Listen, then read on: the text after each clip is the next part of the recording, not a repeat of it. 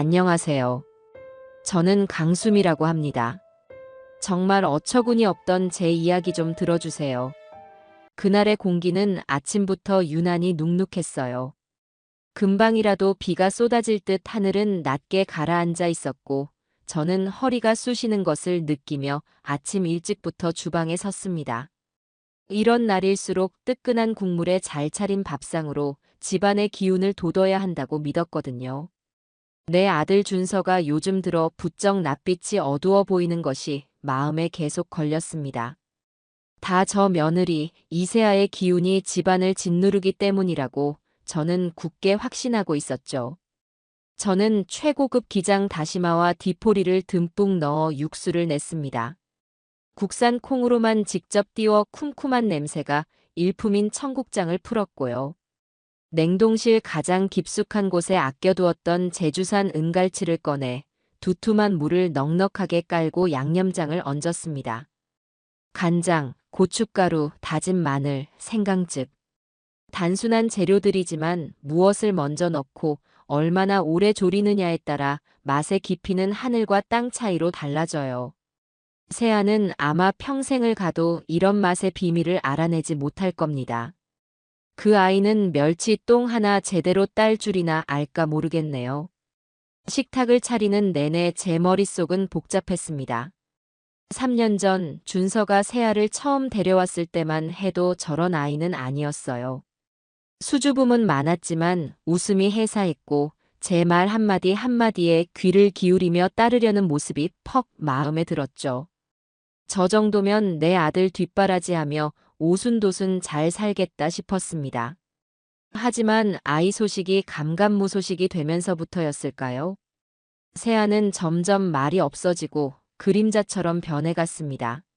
아니, 어쩌면 저 아이가 내 아들을 그렇게 만든 것인지도 모르겠어요. 활달하고 자신감 넘치던 준서가 결혼 후에 오히려 더 예민해지고 수척해졌으니까요.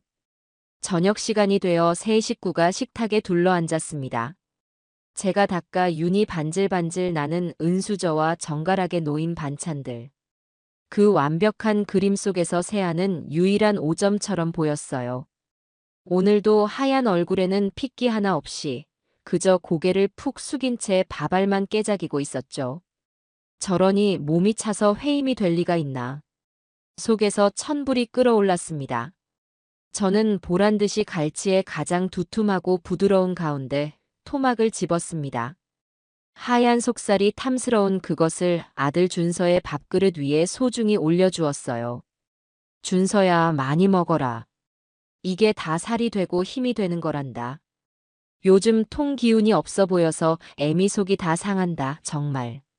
제 말의 날카로운 끝이 누구를 향하는지 이 좁은 식탁에 앉은 사람이라면 모를 리 없었습니다. 아들 준서는 잠시 젓가락을 멈칫했어요. 그 짧은 순간 아들의 얼굴에 곤혹스러운 표정이 스쳐 지나가는 것을 저는 놓치지 않았습니다. 하지만 준서는 이내 아무렇지 않은 척 갈치살을 발라 입으로 가져갔어요. 늘 그랬듯이 제 아들은 제 편이었으니까요.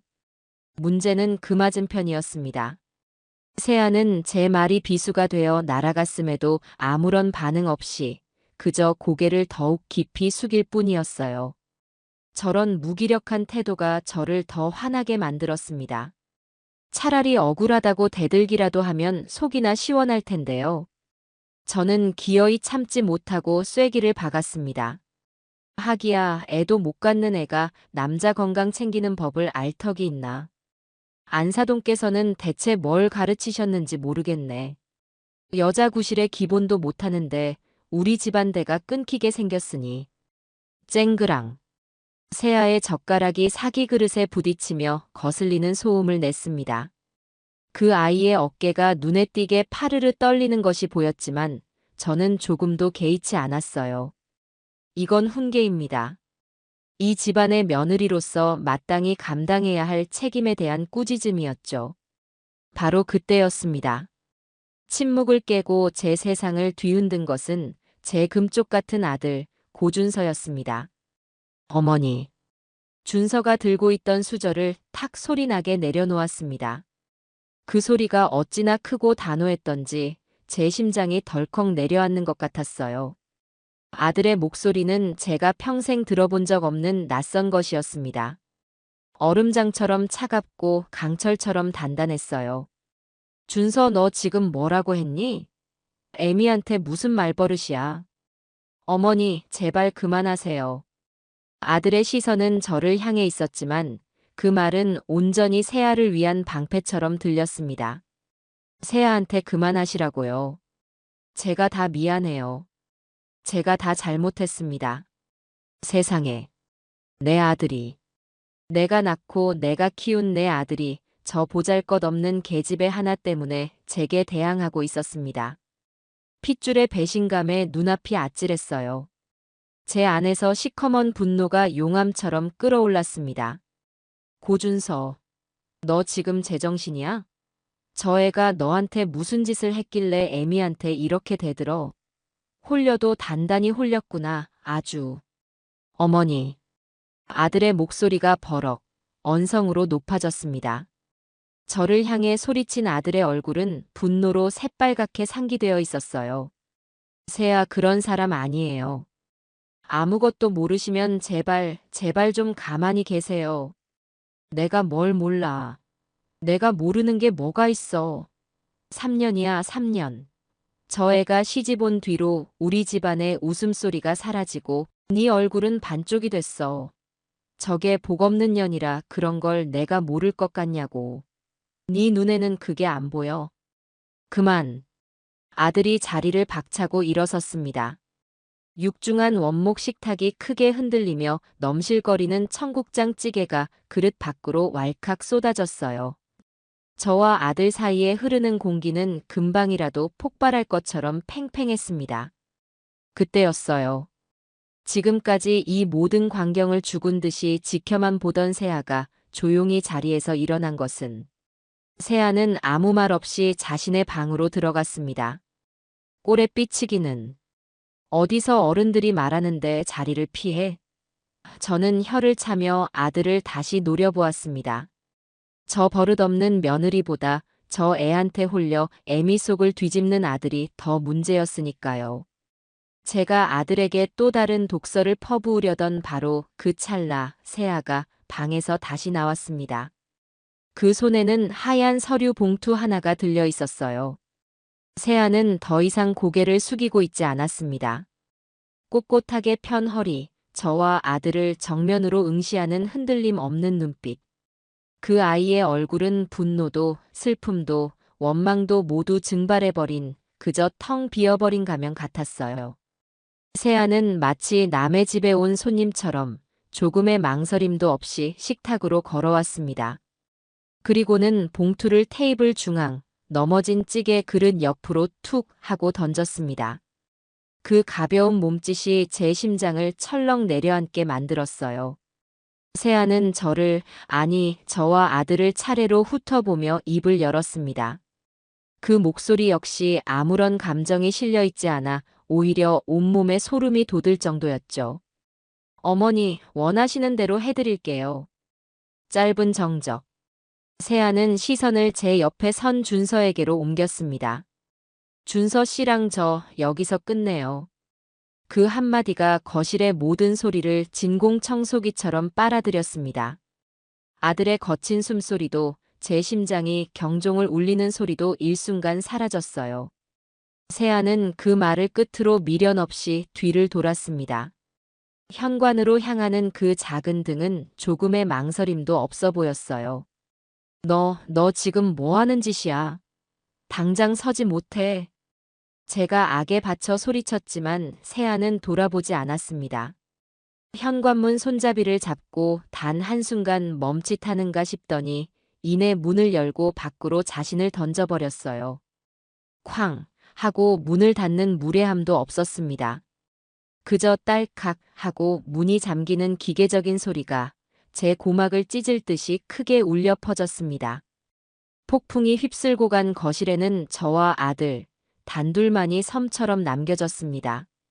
아들은 넋이 나간 사람처럼 닫힌 현관문을 바라보고 있었고, 제 시선은 식탁 위에 놓인 저 오만한 하얀 봉투에 고정되었어요.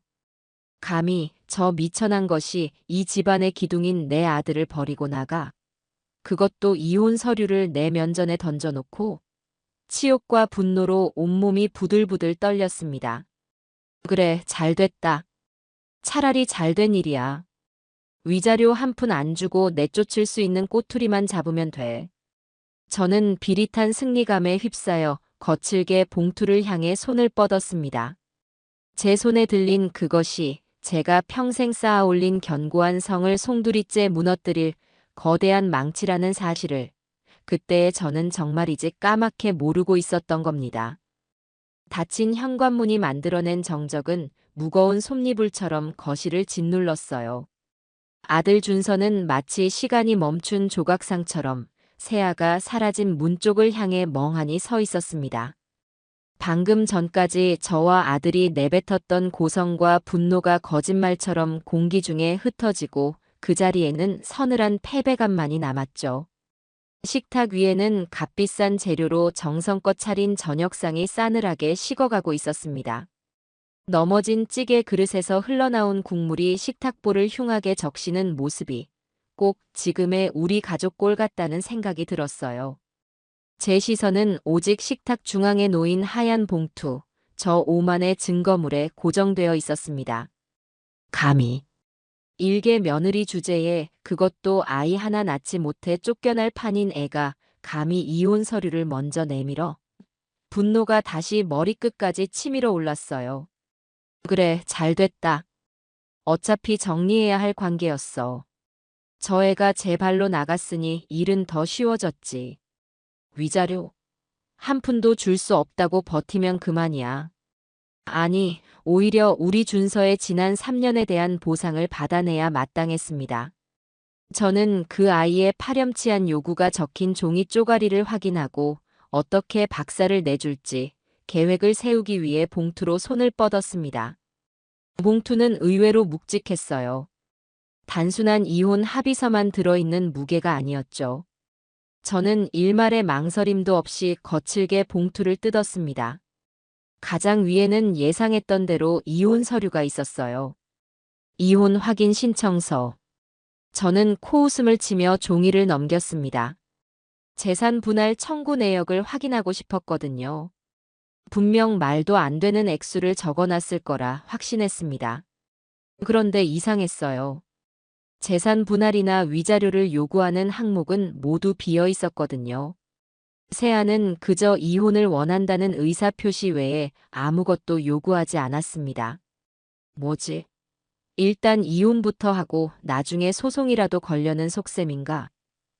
제 머릿속이 빠르게 회전하며 다가올 법적 다툼에 대비하기 시작했어요. 그때 이혼 서류 밑에 깔린 다른 종이들이 눈에 들어왔습니다. 병원 로고가 선명하게 박힌 차갑고 생경한 서류들이었어요. 저는 미간을 짚었습니다. 이제 와서 병원비를 내달라는 건가? 어디까지 뻔뻔한 애야? 혀를 차며 가장 위에 있는 서류를 집어들었습니다. 환자 정보란은 비어 있었고 복잡한 의학 용어들 사이로 유독 한 단어가 제 눈을 사로잡았어요. 남성 불임 최종 진단서. 저는 순간 숨을 멈췄습니다. 남성 불임? 이걸 왜 나한테? 세아가 혹시 바깥에서 다른 남자를 만나기라도 한 건가? 그래서 그 남자의 불임 진단서라도 가져와서 자신은 결백하다고 주장이라도 하려는 건가? 말도 안 되는 상상이 꼬리를 물었어요. 혼란스러운 마음으로 서류를 다시 꼼꼼히 살폈습니다. 그리고 환자 정보란에 적힌 이름을 확인하는 순간 제 세상의 시간이 멈췄습니다. 환자명 고준서. 제 눈을 의심했어요. 아니, 이건 말도 안 돼요. 내 아들일 리가 없었습니다. 분명 동명이인일 거야. 아니면 저 독한 애가 돈을 주고 서류를 위조한 게 틀림없어요. 어떻게든 이 결혼의 파탄 책임이 자신에게 없다고 주장하기 위해서. 저는 종이를 든 손을 부들부들 떨며 주민등록번호를 확인했습니다. 아들의 생년월일, 그리고 뒷자리 숫자까지. 틀림없는 제 아들 고준서였습니다. 아니야, 이건 거짓말이야. 머릿속이 하얗게 비어버리는 것 같았습니다. 그러다 문득 뇌리를 스치는 기억의 파편이 있었습니다. 작년 봄이었을 거예요. 저는 세아의 팔을 잡아 끌다시피 해서 강남에서 제일 유명하다는 불임 전문 병원으로 향했습니다. 세아는 끝까지 안 가겠다고 버텼지만 제가 거의 협박을 했었죠. 네 몸에 무슨 문제라도 있으면 빨리 알아내서 치료를 해야 할 거 아니야. 이게 창피한 일이니? 우리 집안대를 잇는 게 네 의무인데 그 의무를 다하기 위해 노력이라도 해야지. 병원 복도에 앉아있던 세아의 얼굴은 백지장처럼 하얗게 질려 있었습니다. 그때 저는 그 표정이 창피함과 수치심 때문이라고 생각했어요. 하지만 아니었습니다. 그 아이는 모든 진실을 알고 있었던 거예요. 제 아들의 비밀을, 그 치부를 지켜주기 위해 저의 그 모진 말들을, 그 날카로운 시선들을 온몸으로 받아내고 있었던 겁니다. 저는 제 아들을 지키고 있던 보살의 등 뒤에 칼을 꽂고 있었던 거예요. 어머니 괜찮으세요? 넋이 나간 저를 보며 준서가 다가왔습니다. 하지만 저는 아들의 목소리가 들리지 않았어요. 다리가 풀려 휘청거리다 식탁 모서리에 옆구리를 세게 부딪혔습니다. 손에 들고 있던 서류들이 와르르 바닥으로 쏟아졌어요. 그중 한 장이 제 발치에 떨어졌습니다. 또 다른 병원 서류였어요. 저는 홀린 사람처럼 허리를 숙여 그 종이를 집어들었습니다. 만성 신부전증 최종 진단. 이번에도 환자 이름은 고준서. 세상이 빙글빙글 돌기 시작했어요. 만성 신부전증. TV 드라마에서나 보던 평생 투석을 해야 하거나 신장 이식을 받아야만 살 수 있다는 그 무서운 병. 내 아들이, 내 금쪽 같은 아들이 그런 병을 앓고 있었다고요? 언제부터? 왜 나만 몰랐던 거지? 또다시 기억이 저를 핥히었습니다. 최근 몇 달간 준서는 눈에 띄게 피곤해 보였어요. 주말이면 잠만 잤고 얼굴은 푸석했으며 눈 밑에는 늘 검은 그림자가 드리워져 있었죠. 저는 그 모든 것을 세아 탓으로 돌렸습니다. 그날 아침에도 저는 세아에게 쏘아붙였어요. 네가 밤마다 남편 기운을 다 뺏어가는구나. 그러니 애가 저렇게 비실비실하지. 아침밥이라도 제대로 챙겨 먹여서 회사 보내야 할 거 아니야. 그 말을 들었을 때 세아의 심정은 어땠을까요? 남편의 병을 알면서도 시어머니의 모진 구박을 들어야 했던 그 심정은. 제가 뱉어낸 모든 말들은 사실 제 아들에게, 그리고 그 아들을 지키려던 며느리에게 던지는 돌팔매질이었던 겁니다. 저는 제 자식의 가슴에 매일같이 못을 박는 어미였어요. 목구멍에서 기괴한 소리가 새어나왔습니다. 눈물도 나오지 않았어요. 너무 큰 충격은 눈물마저 얼어붙게 만든다는 걸 그때 처음 알았습니다. 바닥에는 아직 서류 한 장이 더 남아 있었어요. 하얀 종이 위에 검은 글씨. 그것은 제게 내려진 사형 선고문과도 같았습니다. 장기 기증 동의서. 저는 기어가는 자세로 그 서류에 손을 뻗었습니다. 손끝이 제 의지와 상관없이 사시나무처럼 떨렸어요. 기증자 성명 이세아. 수혜자 성명 고준서. 기증 장기 신장 좌측. 순간 제 심장이 쿵 하고 바닥 가장 깊은 곳으로 떨어지는 것 같았습니다. 그리고는 산산조각이 나버렸어요. 이혼, 불임, 신부전증. 그리고 장기 기증. 흩어져 있던 퍼즐 조각들이 마침내 하나의 끔찍한 그림으로 완성되는 순간이었습니다. 세아가 저에게 던진 것은 이혼 서류가 아니었어요. 그것은 당신 아들은 내가 살릴 테니 더 이상 나를 괴롭히지 말아 달라는 처절한 비명이었습니다. 당신이 사랑하는 아들을 위해 내 모든 것을 내어줄 테니 제발 나를 이 지옥에서 놓아달라는 마지막 애원이었습니다. 그 아이는 이혼을 무기로 삼으려던 게 아니었어요. 혹시라도 수술이 잘못되어 자신이 먼저 세상을 떠나거나 평생 후유증을 안고 살아가게 될 경우 제 아들에게 짐이 되지 않기 위해 법적인 관계부터 깨끗하게 정리하려 했던 겁니다. 자신에게 닥쳐올 모든 불행을 혼자 짊어지기 위해 가장 소중한 남편과의 끈을 스스로 끊어내려 했던 거예요. 제가 대를 끊으려니라고 저주했던 며느리는 제 아들의 끊어져 가는 생명선을 잇기 위해 자신의 생명을 내놓고 있었습니다. 제가 복없는 년이라고 구박했던 며느리는 우리 집안에 내려진 저주를 자신의 몸으로 막아내려던 보살이었습니다. 어머니, 정신 좀 차려보세요, 어머니. 준서가 저를 부둥켜 안고 울부짖었지만 제 귀에는 아무것도 들리지 않았어요. 눈앞에는 그저 텅 빈 눈으로 저를 바라보던 세아의 얼굴만이 어른거렸습니다. 차갑고 공허하고 모든 것을 포기한 듯한 그 표정. 그 표정의 의미를 이제야 알 것 같았습니다. 그것은 저에 대한 원망이 아니었어요. 자신의 운명에 대한, 그리고 그 운명에 저항 한번 못하고 쓰러져가는 자신에 대한 깊은 체념이었던 겁니다. 저는 바닥에 흩어진 진실의 파편들 속에서 제 자신이 얼마나 추악하고 잔인한 괴물이었는지를 보았습니다. 그리고 그 순간 제 안에서 무언가 단단했던 것이 완전히, 그리고 영원히 부서져 내렸습니다. 시간이 얼마나 흘렀을까요? 제가 정신을 차렸을 때 저는 여전히 차가운 거실 바닥에 주저앉아 있었습니다.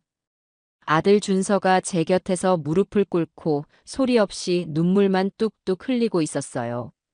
방금 전까지만 해도 저에게 대들며 분노로 가득 차 있던 아들의 얼굴은 온데간데 없고 길 잃은 어린아이처럼 무너져 내린 한 남자만 남아 있었죠. 제 손에는 세아의 기증 동의서가 찢어질 듯 구겨진 채 들려 있었습니다. 언제부터니? 제 목소리는 쇠를 긁는 것처럼 거칠고 갈라져 나왔어요. 언제부터 알고 있었어? 준서는 고개를 들지 못했습니다. 그저 떨리는 목소리로 길고 긴 고해성사를 시작했어요. 결혼 직후부터였답니다. 아이를 간절히 원했지만 소식이 없자 준서는 저 몰래 먼저 병원을 찾았다고 해요. 그리고 그곳에서 청천벽력 같은 진단을 받았던 겁니다. 아들은 세상이 무너지는 것 같았다고 했습니다. 저의 기대를, 이 집안의 대를 이어야 한다는 그 압박감을 누구보다 잘 알고 있었으니까요. 준서는 세아에게 모든 것을 털어놓고 이혼을 요구했다고 합니다. 자신 같은 불완전한 남자에게 그 아이의 인생을 묶어둘 수 없었다고요. 하지만 세아는 단호하게 거절했답니다. 괜찮아. 내가 괜찮아, 준서 씨. 아이 없으면 어때? 우리 둘이 행복하게 살면 되지. 다른 사람한테는 절대로 말하지 마. 특히 어머니께는. 당신 상처받는 거 나 못 봐. 세아는 그렇게 제 아들의 아픔을 자신의 아픔으로 끌어안았습니다. 그리고 그때부터 저의 모진 구박과 시댁의 압박을 홀로 감당하기 시작했던 거예요. 제가 네 몸에 문제가 있다며 병원에 가자고 윽박지를 때마다 세아는 말없이 저를 따라 나섰습니다. 그리고 온갖 검사를 받으며 모든 원인이 자신에게 있는 것처럼 연기했던 겁니다. 신부전증은 1년 전쯤에 알게 되었다고 해요. 처음에는 그저 피곤한 줄로만 알았는데 상태가 급격히 나빠져 병원을 찾았다가 진단을 받았다고 합니다. 준서는 그때 정말로 모든 것을 포기하고 싶었다고 했어요. 하지만 이번에도 세아가 아들을 붙잡았답니다. 걱정 마. 요즘 의학이 얼마나 좋은데. 내가 어떻게든 당신 살릴 거야. 꼭 살릴 거야. 세아는 그때부터 달라졌다고 해요. 인터넷을 뒤져 신장에 좋은 음식을 공부하고 매일같이 식단을 짜서 준서에게 먹였습니다. 제가 그 음식들을 보며 유난 떤다고 남자 기운 돋우는 건 따로 있다며 타박을 줄 때도 세아는 아무 말 없이 그저 웃기만 했다고 합니다. 심지어는 저 몰래 밤늦게까지 식당 아르바이트를 하며 준서의 병원비를 벌었다는 사실도 저는 아들의 울음 섞인 고백을 통해 처음 알게 되었습니다.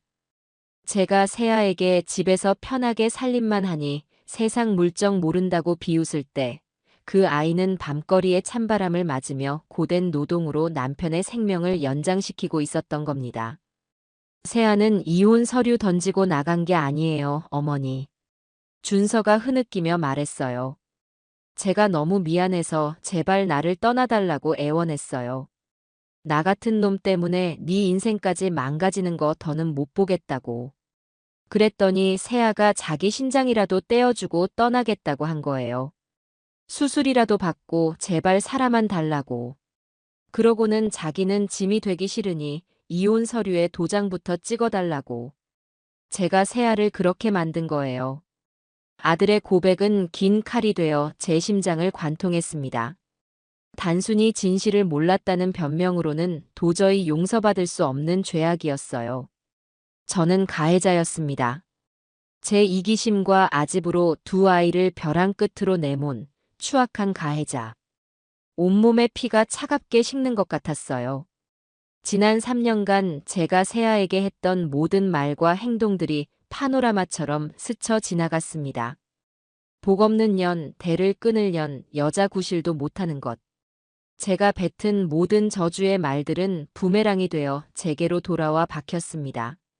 마음속에서 무언가 뜨거운 것이 치밀어 올랐어요. 그것은 죄책감을 넘어선 생존 본능에 가까운 공포였습니다. 이대로 가다가는 정말로 모든 것을 잃게 될 거라는 끔찍한 공포. 제 아들도, 그리고 제 아들을 살릴 수 있는 유일한 희망인 며느리도. 저는 비틀거리며 자리에서 일어났습니다. 어디 가세요, 어머니? 준서가 놀라 저를 붙잡았어요. 저는 아들의 손을 뿌리치며 말했습니다. 세아한테 가야지. 하지만 제 발걸음은 현관문 앞에서 멈췄습니다. 세아를 무슨 낯으로 볼 수 있을까요? 그 아이의 얼굴을 마주하고 용서를 빌 자격조차 제게는 없었습니다. 그 아이의 눈을 똑바로 쳐다볼 자신이 없었어요. 그때 다른 얼굴이 떠올랐습니다. 세아와 꼭 닮은 선한 눈매, 늘 제 앞에서 고개를 숙이며 저희 딸 잘 부탁드립니다 라고 말하던 안사돈의 얼굴이었습니다. 그래, 그분께 먼저 가야 해요. 딸을 괴물 같은 시어미에게 보낸 죄로 평생 가슴 졸이며 살았을 그분께. 그분께 먼저 무릎 꿇고 제 죄를 고해야 했습니다. 그것이 최소한의 인간으로서의 도리라고 생각했어요. 저는 준서에게 너는 집에 있어. 어디 가지 말고라고 단단히 이르고는 차키를 집어들었습니다. 밖은 어느새 장대 같은 비가 쏟아지고 있었어요. 제 마음처럼 세상도 울고 있는 것 같았습니다. 자동차에 시동을 걸고 안사돈의 집으로 향하는 내내 저는 제정신이 아니었습니다. 와이퍼가 쉴 새 없이 창문을 닦아냈지만 제 눈에서는 더 뜨거운 것이 흘러내려 시야를 자꾸만 흐리게 만들었어요. 익숙한 밤거리가 지옥으로 향하는 길처럼 낯설게 느껴졌습니다. 핸들을 쥔 제 손등 위로 시퍼런 핏줄이 돋아났어요. 제가 괴물이었습니다. 제가 제 아이들을 지옥으로 밀어넣었습니다. 제발 너무 늦지 않았기를. 수없이 되뇌며 저는 빗속을 뚫고 미친 사람처럼 달렸습니다. 제 인생에서 가장 길고 가장 처절한 속죄의 길이었습니다. 자동차의 와이퍼는 빗속의 망령처럼 쉴 새 없이 좌우로 움직였지만 제 눈앞의 세상은 끝없이 번지고 일그러졌어요.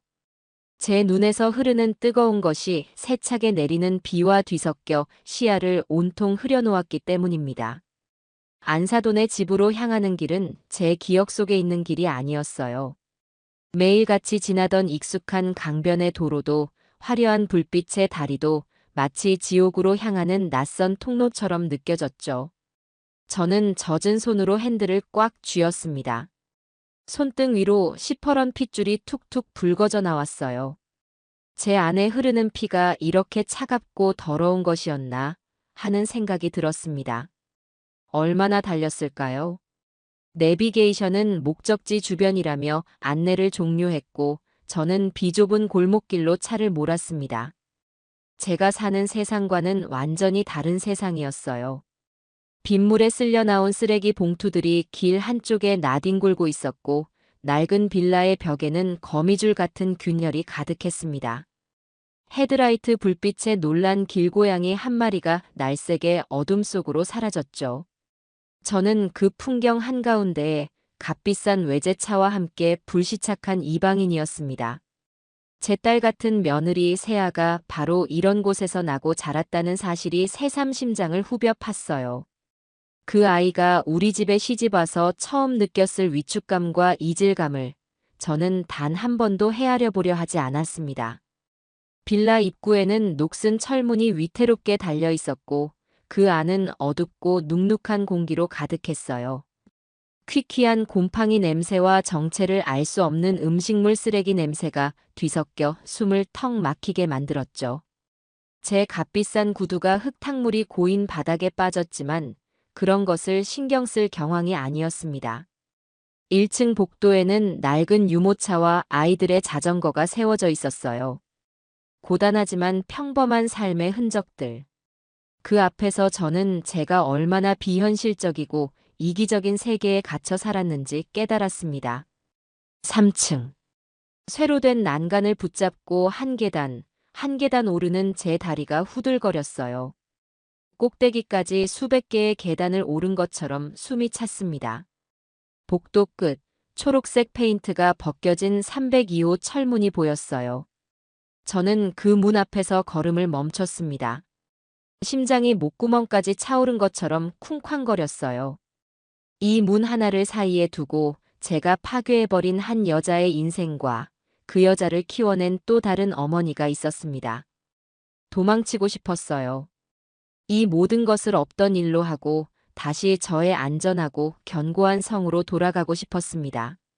하지만 그럴 수 없었어요.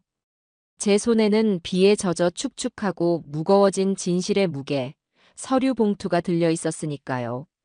저는 눈을 질끈 감았다 떴습니다. 그리고는 떨리는 손가락으로 제 인생에서 가장 누르기 힘든 초인종을 눌렀습니다. 안에서 한참 동안 아무런 기척이 없었어요. 그러다 누구세요?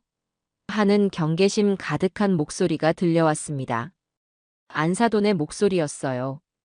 저는 차마 대답하지 못하고 마른 침만 꿀꺽 삼켰습니다. 누구시냐니까요. 다시 한번 들려오는 목소리에 저는 간신히 입을 열었습니다. 사부인 저예요. 제 목소리를 확인한 순간 문 안쪽의 공기가 순간적으로 얼어붙는 것이 느껴졌어요. 잠시 후 삐걱이는 소리와 함께 굳게 닫혔던 철문이 열렸습니다. 편한 몸빼 바지 차림에 머리를 대충 틀어올린 안사도는 비를 쫄딱 맞은 채 악귀 같은 몰골로 서 있는 저를 보고는 그 자리에서 돌처럼 굳어버렸죠. 그 눈에는 단순한 당혹감을 넘어선 불길한 예감이 가득했습니다. 사부인. 아니, 이 밤중에 어쩐 일이십니까? 안사돈의 목소리는 제 예상보다 훨씬 더 차갑고 날카로웠어요. 저를 집 안으로 들이려는 기색은 조금도 없었습니다. 오히려 온몸으로 문을 막아서며 제가 안으로 발을 들여놓는 것을 경계하는 듯 보였죠. 세아한테 무슨 일이라도 있습니까? 안사돈의 목소리가 가늘게 떨렸어요. 아니, 무슨 일이 있으니 저를 찾아오셨겠지요. 우리 세아 잘못됐습니까? 어미의 본능은 무서웠습니다.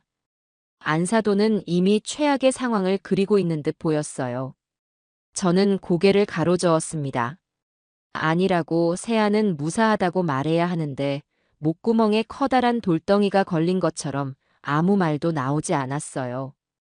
그저 제 손에 든 비에 젖어 흉하게 쭈그러든 서류 봉투를 부적처럼 꽉 쥘 뿐이었죠. 그리고 저는 제 남은 인생의 모든 자존심과 오만을 버리고 제 평생 단 한 번도 상상해 본 적 없는 행동을 했습니다. 저는 그 자리에서 안사돈의 발치에 그대로 무릎을 꿇었습니다. 쿵 하는 소리와 함께 제 무릎이 차갑고 더러운 시멘트 바닥에 닿았어요. 제가 아끼던 값비싼 실크 스커트가 흙탕물에 젖어드는 것도 무릎뼈를 애는 듯한 통증도 느껴지지 않았습니다. 오직 제 앞에 선 저 여인에게 제가 저지른 죄의 무게를 어떻게든 보여주고 싶다는 생각뿐이었어요. 사부인. 아니, 이게 무슨 짓이에요? 왜 이러세요? 일어나세요, 어서. 안사도는 기겁하며 뒷걸음질 쳤어요. 저를 일으키려 제 팔을 잡아 끌었지만 저는 땅에 뿌리라도 박은 것처럼 움직이지 않았습니다. 일어나서는 안 됐어요. 저는 이 자리에서, 이 지옥 같은 복도에서, 이 위대한 어머니의 발치에서 남은 생을 심판받아야 했습니다. 저는 울면서 제가 들고 온 서류들을 마치 죄의 증거물처럼 안사돈에게 내밀었습니다. 사부인 제가 죽을 죄를 지었습니다. 제 입에서 터져나온 것은 논리정연한 사과가 아닌 뒤죽박죽 섞인 오열과 고해성사였습니다. 제가 괴물이었습니다, 사부인. 제가 세아한테 무슨 짓을 했는지 제발, 제발 이것 좀 봐주세요. 그리고 저를 마음껏 벌해주세요. 안사도는 망설이다. 결국 떨리는 손으로 서류를 받아들었습니다. 그리고 좁은 복도를 희미하게 비추는 백열등 아래에서 한 장 한 장 종이를 넘기기 시작했어요. 처음에는 의아해하던 안사돈의 얼굴이 제 아들의 불임 진단서를 확인하는 순간부터 급격히 하얗게 굳어갔습니다. 그리고 만성 신부전증 진단서. 마지막으로 세아의 장기 기증 동의서를 확인하는 순간 안사돈의 손에서 서류들이 힘없이 후두둑 바닥으로 떨어졌습니다. 내 딸, 불쌍한 내 딸. 안사돈의 입에서 터져나온 것은 저에 대한 분노가 아니었어요. 딸의 길고 외로웠던 고통을 이제야 알아버린 어미의 피를 토하는 듯한 슬픔이었습니다. 안사돈은 복도 벽에 위태롭게 몸을 기댄 채 그 자리에 주저앉아 소리도 내지 못하고 어깨만 격하게 들썩이며 울기 시작했습니다. 그 모습에 제 심장은 갈갈이 찢어지는 것 같았어요. 제 이기심이 이 선량한 어머니에게까지 얼마나 큰 상처를 주었는지 저는 비로소 똑똑히 보았습니다. 한참을 그렇게 울던 안사돈이 이내 번쩍 고개를 들었어요. 핏발이 선 그 눈에는 슬픔 대신 활화산처럼 이글거리는 분노가 타오르고 있었습니다. 그 분노는 칼날이 되어 온전히 저를 향했어요. 당신이었어.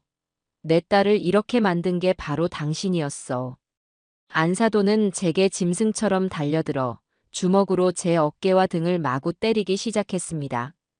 내 딸이 시집가서 웃음을 잃어버린 게 당신 때문이었고 올 때마다 비쩍비쩍 말라가던 게 다 당신 때문이었어. 전화할 때마다 목소리에 힘이 없던 게 그게 다 당신 때문이었어. 이 악마 같은 여자야. 내 딸 살려내. 내 순하고 착한 딸 다시 원래대로 돌려내란 말이야.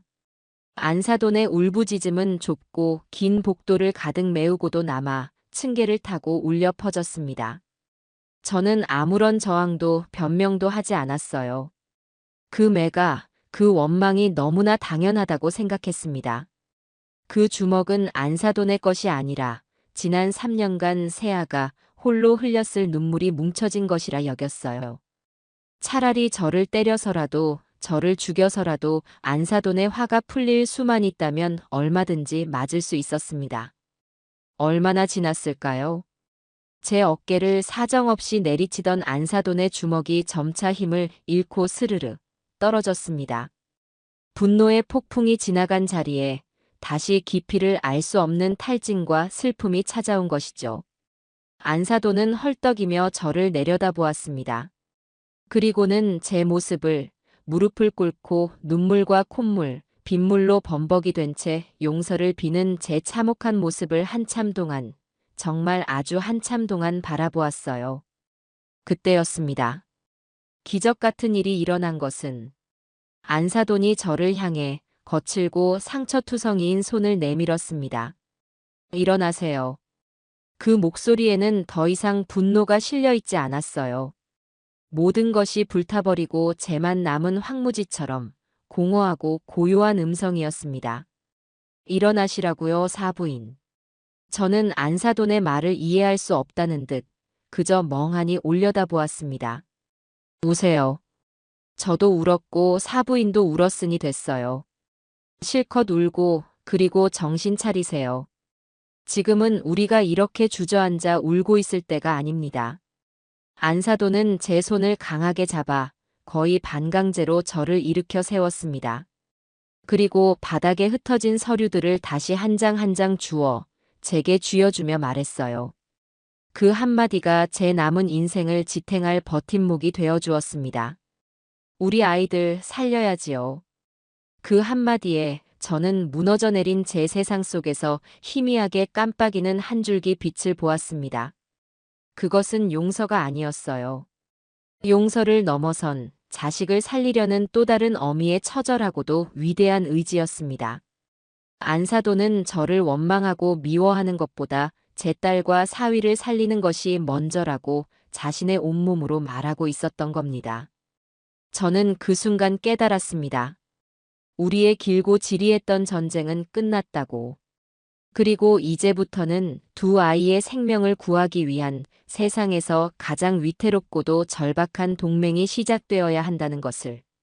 저는 안사돈의 손을 마주잡고 미친 사람처럼 고개를 끄덕였습니다. 안사돈은 저를 잠시 바라보더니 작게 한숨을 쉬고는 현관문을 활짝 열었습니다. 그리고 제 팔을 끌어 집 안으로 들였어요. 차갑고 어두운 복도에서 작지만 온기가 있는 집 안으로. 그것은 저희 두 어머니의 처절한 연대가 시작되었음을 알리는 작지만 위대한 첫걸음이었습니다. 안사돈의 손에 이끌려 들어간 집은 작고 낡았지만 그분의 성품처럼 정갈하고 반듯했어요. 현관에 들어서자마자 구수한 된장과 마른 나물 냄새가 섞여 코끝을 스쳤습니다. 제가 평생 맡아본 적 없는 고단하지만 정직한 삶의 냄새였죠. 거실 벽에는 빛바랜 사진들이 여러 개 걸려 있었습니다. 까까머리 남자아이와 양갈래로 머리를 따은 여자아이가 환하게 웃고 있는 흑백 사진, 그리고 교복을 입고 수줍게 서 있는 세아의 모습. 사진 속의 세아는 제가 아는 세아와는 다른 아이였어요. 웃음이 많고 눈빛은 총명했으며 세상의 어떤 그늘도 모르는 듯한 얼굴이었습니다. 저 해맑은 아이를 제가 지난 3년간 무표정한 그림자로 만들어버린 겁니다. 우선 좀 앉으세요. 젖은 옷부터 갈아입으셔야지 그러다 큰일 납니다.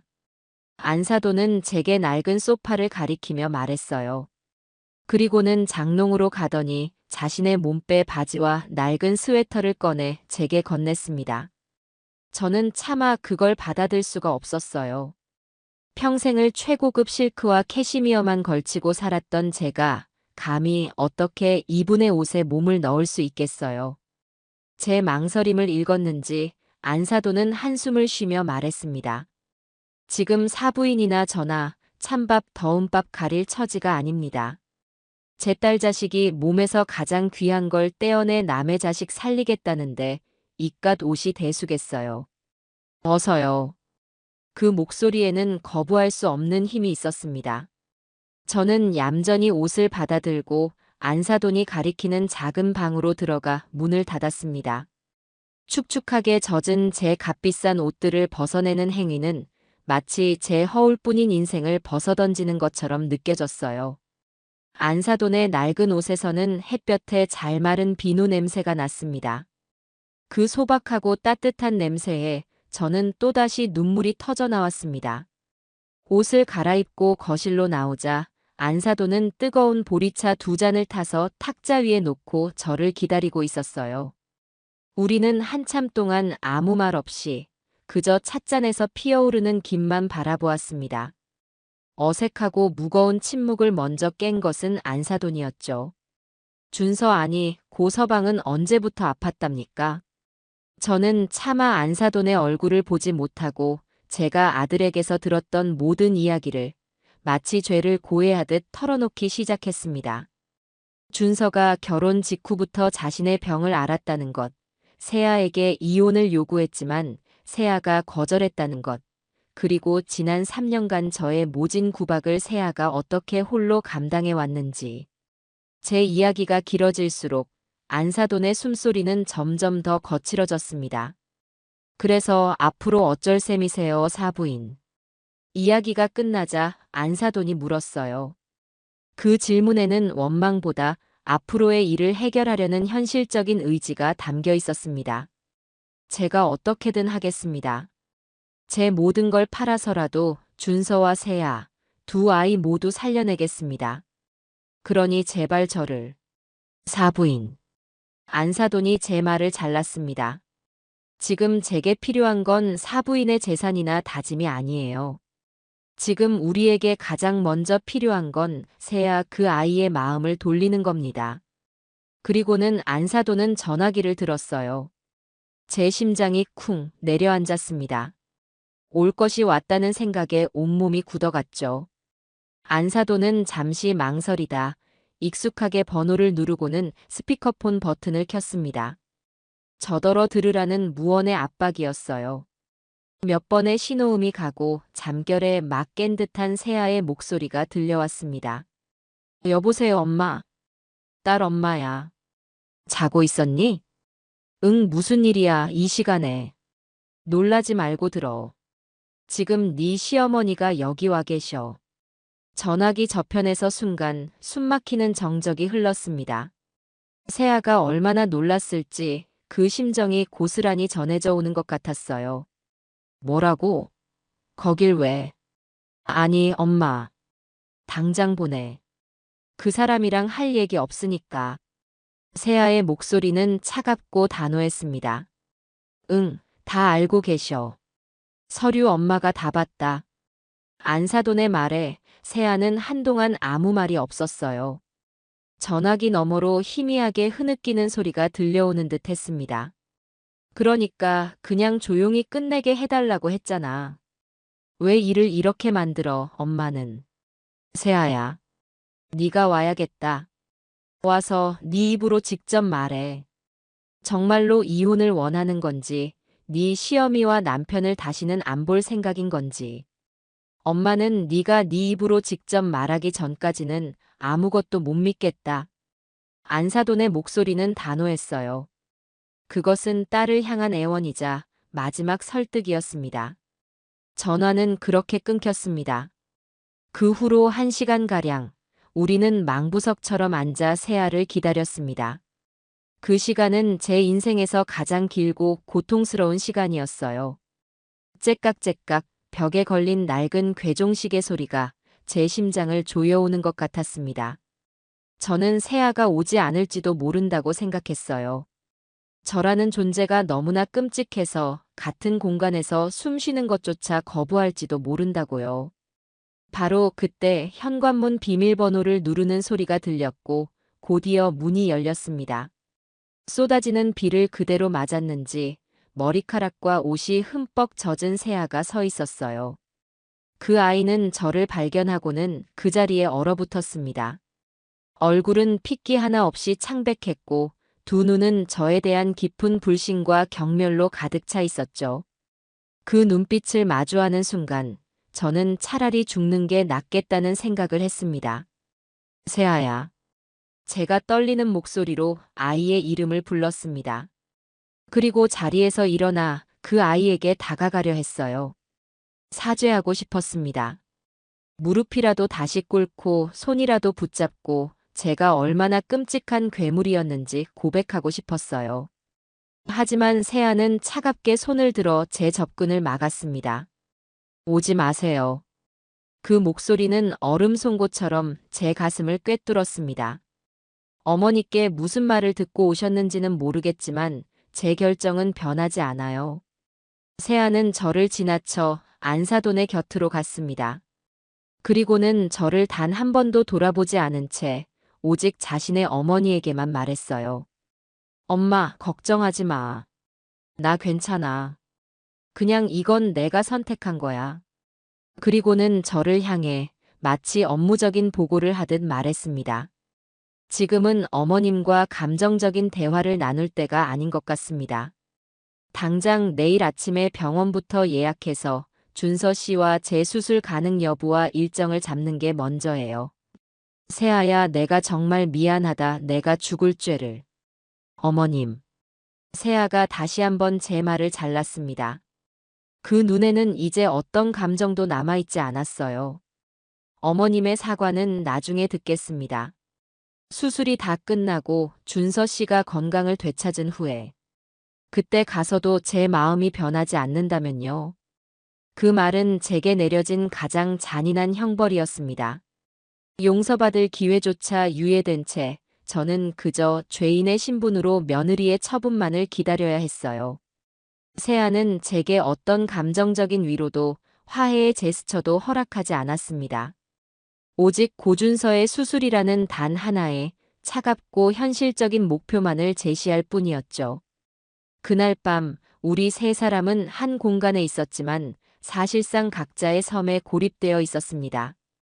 그 어떤 대화도 위로도 없는 오직 끓어오르는 불안과 죄책감, 그리고 차가운 결심만이 가득한 밤이었습니다. 신뢰가 무너진 자리에 남은 것은 이 기나긴 고통을 끝내야 한다는 위태로운 공동의 목표뿐이었어요. 다음 날 아침, 우리는 마치 전쟁을 앞둔 군인들처럼 일사불란하게 움직였습니다. 밤새 한숨도 자지 못해 눈은 퉁퉁 부었고 얼굴은 말이 아니었지만 누구 하나 힘든 내색을 하지 않았어요. 안사돈이 새벽부터 끓여준 누룽지로 아침을 때우고 저는 곧바로 대학병원에 연락해 제 이름으로 가장 빠른 진료 예약을 잡았습니다. 병원 측에서는 제 이름을 듣더니 VIP 대기 명단에 올려 가장 실력 있는 신장 이식팀에 연결해 주었죠. 제가 평생 쌓아온 사회적 지위와 인맥이 이런 식으로 쓰이게 될 줄은 꿈에도 몰랐습니다. 며칠 후 우리는 병원 상담실에 나란히 앉아 있었습니다. 저와 안사돈, 그리고 준서와 세아. 네 사람이었죠. 하얀 가운을 입은 의사는 모니터에 여러 장의 사진과 그래프를 띄우며 준서의 상태와 수술 과정에 대해 차분하게 설명하기 시작했습니다. 고준서 환자분의 경우 만성 신부전증 말기로 신장 기능이 현재 10% 미만으로 떨어진 상태입니다. 더 이상 약물 치료는 의미가 없으며 신장 이식이 유일한 근본적인 치료법입니다. 의사의 말 한마디 한마디가 비수처럼 날아와 박혔어요. 준서는 고개를 숙인 채 자신의 손만 내려다보고 있었고 세아는 미동도 없이 스크린만 응시했습니다. 안사돈은 떨리는 손으로 제 손을 꽉 잡았어요. 기증자인 이세아님은 다행히 혈액형과 조직적 합성 검사에서 높은 일치율을 보이셨습니다.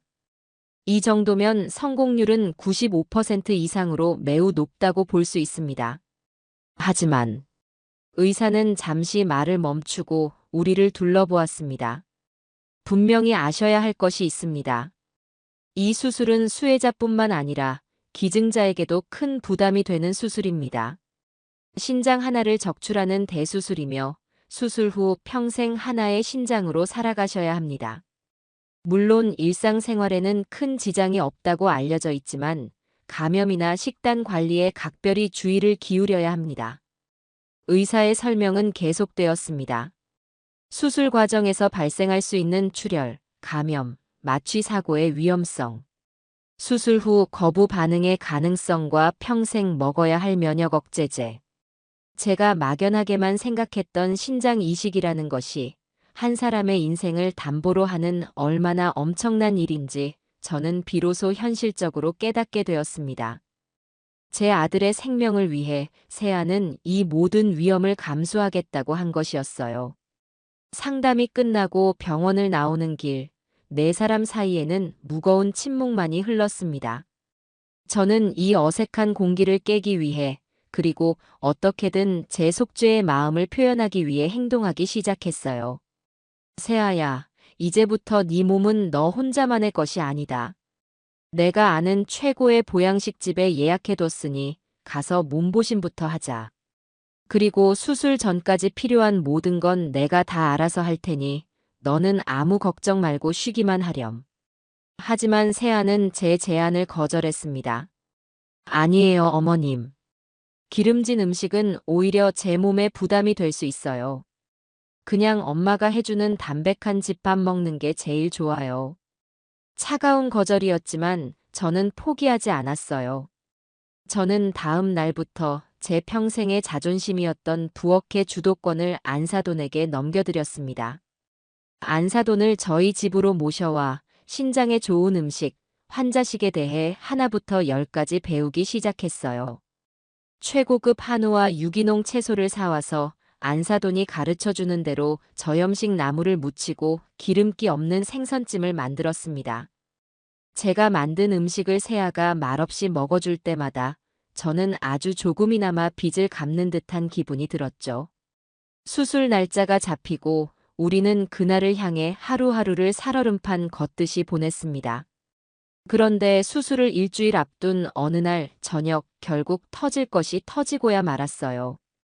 그날따라 준서는 저녁 식사에 거의 손도 대지 않고 방에 틀어박혀 있었습니다. 걱정이 된 제가 방에 들어갔을 때 준서는 침대에 걸터 앉아 텅 빈 눈으로 창밖을 보고 있었어요. 준서야, 왜 그래? 어디 안 좋아? 제 물음에 준서는 천천히 고개를 돌려 저를 보았습니다. 그 눈에는 깊은 절망과 죄책감이 가득했어요. 어머니, 저 이 수술 못 받겠습니다. 뭐, 그게 무슨 소리야? 제가 뭔데, 제가 뭐라고 세아 몸에 칼을 대게 해요. 제가 어떻게 세아의 남은 인생을 담보로 제 목숨을 연장해요. 차라리 그냥 이렇게 살다가 죽는 게 나아요. 그게 제가 세아한테 속죄하는 유일한 길이에요. 아들의 입에서 나온 말은 제 가슴을 후벼 팠습니다. 아들의 죄책감이, 아들의 착한 심성이 이제는 그 자신을 파괴하는 독이 되어 돌아온 것이었어요. 저는 아들을 붙잡고 애원했습니다. 아니야, 준서야. 그러면 안 돼. 네가 살아야 세아도 사는 거야. 네가 죽으면 세아가 자기 목숨까지 내놓으려 했던 그 모든 노력이 다 물거품이 되는 거라고. 하지만 준서는 제 말을 들으려 하지 않았어요. 우리의 소란에 세아와 안사돈까지 방으로 들어왔습니다. 상황을 파악한 세아의 얼굴이 차갑게 굳어졌어요. 세아는 망설임 없이 준서에게 다가갔습니다. 그리고는 나약한 남편의 뺨을 가볍게 어루만지며 하지만 그 누구보다 강하고 단호한 목소리로 말했어요. 고준서, 나봐요. 준서는 아내의 얼굴을 참아보지 못하고 고개를 숙였어요. 나 똑바로 보라고요. 이 수술, 당신 살리려고 하는 거 맞아요. 하지만 나 자신을 위해서 하는 것이기도 해요. 당신 이대로 죽으면 나도 따라 죽을 거니까. 당신 없는 세상, 나한테는 아무 의미 없으니까. 그러니까 이건 당신이 나한테 빚지는 게 아니라 우리가 함께 사는 방법을 찾는 거예요. 세아의 말에 준서는 아이처럼 울음을 터뜨렸습니다. 바로 그때였어요. 제가 제 인생에서 가장 중요한 선택을 한 것은 저는 아들의 편에 서서 아들을 위로하는 대신 며느리의 편에 섰습니다. 저는 우는 아들의 어깨를 잡고 단호하게 말했어요. 준서야, 애미 말 똑똑히 들어라. 지금 네가 할 수 있는 가장 남자다운 행동은 세아를 믿고 세아의 결정을 온전히 존중하는 거야. 묵묵히 수술대에 올라서 건강하게 살아남는 것. 그게 네가 네 아내한테 진 빚을 갚는 유일한 길이다. 제 말에 방에 있던 모두가 저를 놀란 눈으로 쳐다보았습니다. 특히 안사돈의 눈빛이 미세하게 흔들리는 것을 보았어요. 그 눈에는 저에 대한 경계심 대신 아주 희미하지만 동지애와 비슷한 무언가가 스치고 지나갔습니다. 아들은 새 여자의 단호한 시선 앞에서 마침내 고개를 끄덕였습니다. 길고 길었던 아들의 반항은 그렇게 끝이 났습니다. 우리는 다시 하나의 목표를 향해 나아갈 수 있게 되었어요. 하지만 저는 알 수 있었습니다. 우리 앞에 놓인 길이 아직도 멀고 험난하다는 것을요. 수술을 하루 앞둔 날의 아침은 밝아오는 여명과 달리 무겁고 축축한 공기로 가득했습니다. 저희 네 사람은 약속이라도 한 듯 이른 새벽부터 눈을 떴지만 누구 하나 아침 식사를 입에 대지 못했어요. 그저 식탁에 마주 앉아 식어가는 찻잔만 만지작거릴 뿐이었죠. 병원으로 향하는 차 안에서도 침묵은 계속되었습니다. 저는 백미러로 뒷좌석에 앉은 준서와 세아를 힐끗 쳐다보았어요. 두 아이는 서로의 손을 꼭 잡고 있었지만 그 얼굴에는 앞으로 닥쳐올 거대한 산을 마주한 사람들의 비장함이 어려 있었습니다. 병원에 도착해 입원 수속을 밟는 과정은 기계적이고 차가웠습니다. 이름과 병명을 확인하고 손목에 환자 식별용 팔찌가 채워지는 그 모든 과정이 마치 아이들을 제 손에서 떠나보내 거대한 운명에 맡기는 의식처럼 느껴졌어요. 병원에서는 저희를 위해 2인실 특실을 내주었습니다. 창밖으로는 잘 가꿔진 병원의 정원이 한눈에 들어오는 가장 전망 좋은 방이었죠. 하지만 그 아름다운 풍경도 지금 저희에게는 아무런 위로가 되지 못했습니다. 준서와 세아는 나란히 침대에 누워 똑같은 하늘색 환자복으로 갈아입었어요.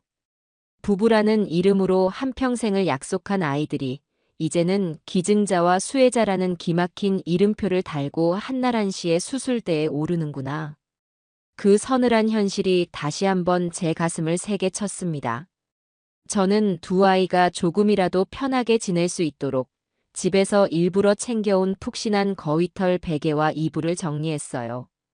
건조한 병실 공기가 아이들의 목에 안 좋을까 싶어 가습기를 틀고 온도를 맞추는 등 잠시도 쉬지 않고 분주하게 움직였습니다. 제 부산스러움은 사실 가만히 있으면 금방이라도 터져 나올 것 같은 제 안의 불안감을 잠재우기 위한 필사적인 몸부림이었죠. 반면 안사도는 창가 의자에 묵묵히 앉아 두 아이의 얼굴을 번갈아 보기만 할 뿐이었습니다.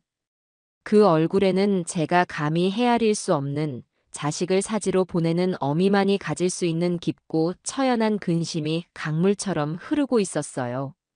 그렇게 위태롭고 어색한 평화가 감돌던 병실에 초대받지 않은 불청객이 들이닥친 것은 점심시간이 조금 지났을 무렵이었습니다.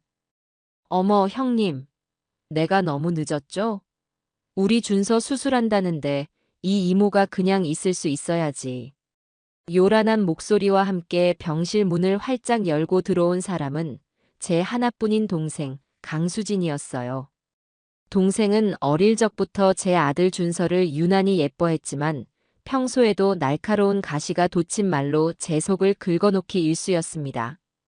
특히 가세가 기운 집안의 딸인 세아를 근본 없는 애라며 대놓고 무시하던 사람이었기에 동생의 등장은 제게 반가움보다는 불길함을 안겨주었죠. 수지는 병실 분위기와는 어울리지도 않게 화려한 명품 옷을 차려입고 병문안 선물이라기엔 너무나 거대한 수입 과일 바구니를 병실 테이블에 보란듯이 내려놓았어요. 그리고는 환자복을 입고 누워있는 세아를 위아래로 훑어보았습니다. 그 시선에는 걱정이나 위로가 아닌 마치 물건을 감정하는 듯한 냉정한 평가가 담겨 있었어요. 아이고, 우리 세아가 정말 큰일하네. 보통 정성이나 보통 각오로는 하기 힘든 결정인데. 정말 대단하다, 대단해. 그 과장된 말투에는 진심 어린 칭찬보다는 무언가를 떠보고 비꼬는 듯한 의심이 가득했습니다. 저는 동생의 저희를 단번에 알아채고 얼굴이 싸늘하게 굳어졌어요. 아니나 다를까 동생은 저를 병실 밖 복도로 끌어냈습니다. 그리고는 오가는 간호사와 환자들을 한번 휙 둘러보더니 목소리를 낮춰 제게 뱀처럼 속삭이기 시작했어요. 언니, 제정신이야? 저 애가 저렇게 순순히 자기 신장을 내놓는다는 게 상식적으로 말이 된다고 생각해? 분명 무슨 꿍꿍이가 있는 거야. 내가 어젯밤에 곰곰이 생각해봤는데 아무래도 이상해. 수진아, 그만해. 아니, 내 말이 틀려. 세상에 어떤 여자가 자기 몸에 칼 대가면서까지 시댁을 위해 이런 엄청난 희생을 하냐고. 그러다 나중에 장기매매니 뭐니 흉한 소문이라도 나봐. 우리 준서 앞길 형님네 집안 다 끝장나는 거야. 언니 지금 저 애한테 단단히 홀려서 앞뒤분간이 안 되는 거 아니야? 동생의 입에서 쏟아지는 말들은 하나하나가 날카롭게 벼려진 독이 든 비수였습니다. 제 마음의 가장 약한 부분, 평생을 지키려 애썼던 세상의 시선과 체면을 중시하는 저의 속물근성을 정확히 꿰뚫고 있었죠. 순간 제 마음이 아주 잠깐 정말 아주 잠깐 흔들렸던 것을 부정할 수 없습니다. 그래, 동생의 말처럼 이건 너무나 비현실적인 희생이야. 하지만 저는 곧 정신을 차렸어요. 제 눈앞에는 며느리의 숭고한 희생을 의심하는 동생의 추악한 얼굴과 자신을 희생해 제 아들을 살리려는 며느리의 성스러운 얼굴이 겹쳐 보였습니다. 저는 더 이상 과거의 남의 시선에 얽매여 살던 강수미가 아니었어요. 저는 동생의 팔을 거칠게 뿌리쳤습니다. 그리고 제 평생 처음으로 동생에게 증오가 담긴 서슬퍼런 목소리로 경고했어요. 강수진, 말 함부로 하지 마. 뭐? 언니, 지금 나한테 화내는 거야? 걱정돼서 하는 말이잖아. 내 며느리야. 이제는 내 딸이나 마찬가지인 아이야. 네가 그 더러운 입으로 함부로 올릴 사람이 아니란 말이다. 세아는 네가 상상도 못할 만큼 대단하고 귀한 아이야. 네 그 천박한 생각으로 내 아이를 더럽히지 마. 내 아들 목숨을 구해주는 은인한테 그게 할 소리니. 제 단호하고 격앙된 태도에 동생은 난생 처음 보는 광경인 양 충격을 받은 듯 얼굴이 하얗게 질렸어요. 그리고는 두고 봐, 언니. 나중에 땅을 치고 후회해도 난 몰라. 라는 말을 저주처럼 남기고는 화가 나서 또각거리는 구두 소리를 요란하게 내며 사라졌습니다. 동생은 떠났지만 그 아이가 뱉어놓은 독은 병실 복도에 끈적하게 남아 제 기분을 불쾌하게 만들고야 말았어요. 무거운 마음으로 병실로 돌아오자 안사돈과 세아가 저를 물끄러미 바라보고 있었습니다. 아마 복도에서 나눈 저희의 소란스러운 대화를 들은 모양이었어요. 저는 쥐구멍에라도 숨고 싶은 심정으로 멋쩍게 아무 말도 하지 못하고 자리에 앉았습니다. 안사돈은 저를 잠시 바라보다 조용히 일어나 제게 따뜻한 물 한 잔을 건넸어요. 그 작은 행동 하나에 저는 당신 마음을 안다는 무언의 위로를 느꼈습니다. 그날 오후는 그렇게 위태로운 연대감 속에서 흘러갔습니다. 그리고 마침내 운명의 밤이 찾아왔습니다. 수술을 앞두고 준서와 세아는 금식을 시작했어요. 저녁 햇살이 길게 병실 안으로 스며들고 세상은 고요해졌습니다. 저와 안사돈은 두 아이의 침대 곁에 나란히 앉아 차가워진 아이들의 손을 잡고 아무 말 없이 그저 기도만 했습니다. 부디 이 가혹한 운명의 밤이 무사히 지나고 내일 아침 두 아이가 건강하게 수술을 마치고 다시 만날 수 있게 해달라고요. 바로 그때였습니다. 병실 문이 아주 조용히 열리고 담당 교수와 수간호사가 들어온 것은 평소에 그들과는 다른 어딘지 모르게 무겁고 심각한 표정이었습니다. 제 심장이 쿵 하고 바닥으로 떨어졌어요. 애써 억누르고 있던 불길한 예감이 순식간에 온몸을 휘감았습니다. 담당 교수는 우리 앞에 서서 입을 떼기 힘든 사람처럼 한참을 망설였습니다. 그 침묵의 시간 동안 저는 제 숨소리조차 들리지 않는 것 같았어요. 마침내 교수는 제 남은 인생을 절망의 구렁텅이로 밀어넣는 말을 내뱉었습니다. 보호자분들, 드릴 말씀이 있습니다. 방금 전 이세아님 수술 전 마지막 혈액 검사 결과가 나왔는데 예상치 못한 문제가 발견되었습니다. 문제가 발견되다니요? 그게 무슨 말씀이십니까, 교수님? 제가 다급하게 거의 비명처럼 물었어요. 혈액에서 급성 감염으로 의심되는 높은 수치의 염증 반응이 발견되었습니다. 신체적인 다른 이상은 없는데 이런 결과가 나온 것으로 보아 아마도 극심한 정신적 스트레스로 인해 면역력이 급격히 저하된 것으로 보입니다. 이 상태로는 기증자인 이세아님의 안전을 절대 보장할 수 없습니다. 교수는 사형 선고를 내리듯 마지막 말을 차갑게 뱉었습니다. 정말 죄송하지만 내일 오전에 예정되었던 수술은 현재로서는 무기한 연기해야 합니다. 그 말을 끝으로 병실의 모든 소리가 사라졌습니다. 세상의 시간이 멈춘 것 같았어요. 안사돈이 아이고 하며 안타까워하는 소리, 준서가 절망적으로 숨을 들이켜는 소리, 그리고 세아의 얼굴이 믿을 수 없다는 듯 하얗게 굳어가는 모습. 그 모든 것이 아주 느린 화면처럼 보였습니다. 간신히, 정말 간신히 지옥의 강을 건너와 붙잡았던 희망이라는 이름의 끈이 제 눈앞에서 너무나도 가차없이 그리고 허무하게 끊어지고 있었습니다. 교수가 남기고 간 수술 무기한 연기라는 말은 병실의 공기를 고체로 만들어버린 듯 했습니다.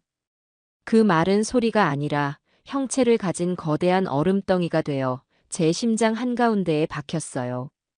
숨을 쉴 수가 없었습니다. 차라리 지금 이 자리에서 심장이 멎어버렸으면 좋겠다고 저는 진심으로 바랐습니다. 제 과거의 죄악이 시차를 두고 날아와 가장 잔인한 방식으로 제 아이들의 목숨을 위협하고 있었으니까요. 그것은 신의 형벌이었습니다. 피할 수도 대항할 수도 없는 완벽하게 계획된 형벌이었죠. 가장 먼저 반응한 것은 소리가 아닌 움직임이었습니다. 아들 준서가 아주 천천히 삐걱거리는 낡은 기계처럼 몸을 돌려 벽을 향해 돌아누웠습니다. 그 어떤 말도 탄식도 원망의 몸짓도 없었어요. 그저 살아있는 모든 것으로부터 자신을 완벽하게 차단하고 스스로를 살아있는 관 속에 가두어버리는 행위였습니다. 그 고요한 절망이 수천 개의 비수가 되어 제 심장을 헤집는 것보다 더 고통스러웠어요. 세아는 두 눈을 질끈 감았습니다. 그 창백한 얼굴 위로 굵은 눈물 방울이 소리 없이 흘러내려 턱 끝에 매달렸다가 툭 하고 하얀 시트 위로 떨어졌습니다. 그 작은 소리가 마치 거대한 댐이 무너지는 전조처럼 제게는 들렸어요. 안사도는 두 손으로 자신의 입을 틀어막고 있었습니다. 딸에게조차 위로의 말을 건넬 수 없는 어미의 비통함이 그 가녀린 어깨를 산처럼 무겁게 짓누르고 있었죠. 그날 이후 준서는 서서히 하지만 확실하게 자신을 파괴하기 시작했습니다. 살아있는 시체처럼 그저 침대에 누워 천장에 무늬만 셀 뿐이었어요. 제가 밤새워 끓여간 미음에도 안사돈이 정성껏 갈아 만든 과일즙에도 입 한 번 대지 않았습니다. 준서야, 제발 뭐라도 좀 먹어야 기운을 차리지. 응. 제가 눈물로 애원하자 준서는 텅 빈 눈으로 저를 돌아보며 말했어요. 어머니, 제가 왜 기운을 차려야 하죠? 기운 차려서 뭘 하라고요? 저는 이제 아무것도 할 수 있는 게 없어요. 아무것도. 그 목소리는 너무나 공허해서 메아리조차 없는 깊은 동굴에서 울려오는 소리 같았습니다. 며칠이 지나자 아들의 몸은 눈에 띄게 쇠약해졌어요. 핏기 가신 얼굴은 밀랍 인형 같았고 팔다리는 앙상한 나뭇가지처럼 변해갔습니다. 급기야 자신의 생명줄이나 다름없는 혈액투석마저 거부하기에 이르렀습니다. 의사와 간호사들이 달려와 준서를 설득하기 시작했어요. 환자분, 이러시면 정말 위험합니다. 지금 투석을 걸으시면 요독 수치가 급격히 올라서 생명이 위태로워져요. 하지만 준서는 그 모든 말을 마치 다른 세상의 언어처럼 들을 뿐이었습니다. 상관없습니다. 그냥 이대로 가게 내버려 두세요. 그게 모두를 위한 길입니다. 그 말을 듣는 순간 저는 온몸에 힘이 빠져나가며 그 자리에 주저앉고 말았습니다. 제 아들이 제 눈앞에서 스스로 죽음을 선택하고 있었어요. 제가 할 수 있는 것은 아무것도 없었습니다. 제가 쌓아올린 부도, 제가 평생 일궈온 사회적 지위도 죽음의 문턱에 선 아들 앞에서는 한낱 종이 쪼가리에 불과했어요. 바로 그때였습니다. 그 지옥 같은 상황을 침묵 속에서 지켜보던 안사돈이 마침내 폭발한 것은 안사돈은 저를 향해 성큼성큼 걸어왔습니다. 그 눈에는 더 이상 슬픔이 없었어요. 오직 시뻘건 불꽃 같은 분노만이 타오르고 있었죠. 안사돈은 제 멱살이라도 잡을 것처럼 제 앞에 다가와 제 눈을 똑바로 쏘아보며 울부짖었습니다. 보시오, 사부인. 당신이 만든 결과를 똑똑히 보란 말이오. 안사돈의 손가락은 죽어가고 있는 준서와 그 옆에서 함께 말라가고 있는 세아를 번갈아 가리켰습니다. 당신 아들만 자식이고 내 딸은 뭣도 아니란 말이오. 내 딸이 저렇게 아픈데 당신 아들은 죽겠다고 저러고 자빠졌고. 이게 다 당신이 만든 지옥이야. 당신이 처음부터 내 딸을 먼지만큼이라도 귀하게 여겼더라면 애가 저렇게 마음고생에 몸까지 상하지는 않았을 거라고. 안사돈의 입에서는 그동안 억눌러왔던 모든 원망과 서름이 본물처럼 터져나왔습니다. 세아가 시집 올 때 제 어미 유품이라고 그 낡은 자개장 하나를 가져갔었소. 당신이 그걸 보고 집안 수준 떨어진다고 당장 갖다 버리라고 윽박질렀다면서요. 내 딸이 그 안에 돌아가신 제 어미 사진을 넣어두고 얼마나 소중히 여겼는지 당신은 모르지. 알려고도 안 했겠지. 내 딸이 당신 아들 병수 바라느라 밤늦게 식당 나가서 설거지하는 동안 당신은 뭐 했소? 그 돈으로 산 약을 먹고 기운 차린 아들 얼굴 보면서 며느리가 해준 밥이 부실해서 그렇다고 타박이나 했겠지. 당신이 사람이오? 자식 키우는 어미가 어떻게 다른 집 귀한 자식한테 그렇게까지 잔인할 수가 있냔 말이오. 안사돈의 모든 말은 사실이었습니다. 한치의 거짓도 없는 제가 저지른 죄악의 목록이었어요. 저는 아무런 변명도 저항도 하지 않았습니다. 아니, 할 수 없었어요. 그저 고개를 숙인 채 그 모든 비난의 화살을 온몸으로 받아냈습니다. 죄송합니다. 제가 죄인입니다. 제가 천벌을 받을 겁니다. 그 말 외에는 제 입에서 나오는 것이 없었죠. 우리의 지옥 같은 다툼이 극에 달했을 때 모두가 예상치 못한 일이 벌어졌습니다. 그동안 침대에서 미동도 않던 세아가 비틀거리며 자신의 침대에서 일어난 것이었습니다. 링거 바늘이 꽂힌 손등에서는 피가 배어나왔지만 세아는 아랑곳하지 않았어요. 링거대를 지팡이 삼아 한 걸음 한 걸음 준서의 침대를 향해 걸어갔습니다. 그 걸음은 금방이라도 쓰러질 듯 위태로웠지만 그 눈빛만은 꺼지지 않는 불꽃처럼 이글거리고 있었죠. 준서가 누워있는 침대 곁에 선 세아를 보고 저는 불안한 마음에 어쩔 줄을 몰랐습니다. 그런데 바로 다음 순간 병실의 모든 공기를 찢는 날카로운 소리가 울려 퍼졌어요. 짝! 세아의 손바닥이 준서의 뺨을 세차게 내리친 것이었습니다. 너무나 갑작스럽고도 강력한 일격에 저와 안사돈, 그리고 넋을 놓고 있던 준서까지 우리 모두는 그 자리에서 숨을 멈췄습니다. 일어나. 세아의 목소리는 분노와 슬픔으로 갈라져 있었지만 그 안에는 강철 같은 의지가 담겨 있었습니다. 지금 뭐 하는 짓이야? 죽겠다고? 웃기지 마. 당신 마음대로 죽을 권리 이제 당신한테 없어. 당신 목숨 반은 내 거야. 아니, 전부 내 거야. 준서는 얻어맞은 뺨을 감싸 쥔 채 믿을 수 없다는 눈으로 자신의 아내를 바라보았습니다. 내가 왜 내 몸을 당신한테 주겠다고 했는지 알아?